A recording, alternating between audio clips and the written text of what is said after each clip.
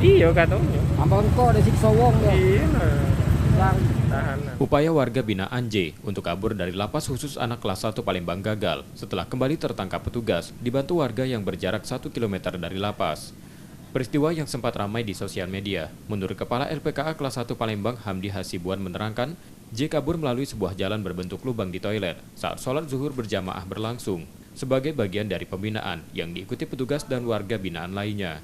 Ia menjelaskan, alasan J nekat kabur karena rindu pada nenek yang sedang sakit. Jadi pada waktu itu dia mencoba keluar lapas gitu, melalui Pintu. mungkin ada lubang, ada lubang. dari toilet kamar mandi itu katanya ada lubang situ. Ketika lompat di luar, selesai sholat zuhur, langsung petugas itu mengumpulkan napinya lagi di apel. Oh, di apel. Ketika di apel itu ketahuan lah ininya. Berkurang gitu Pak?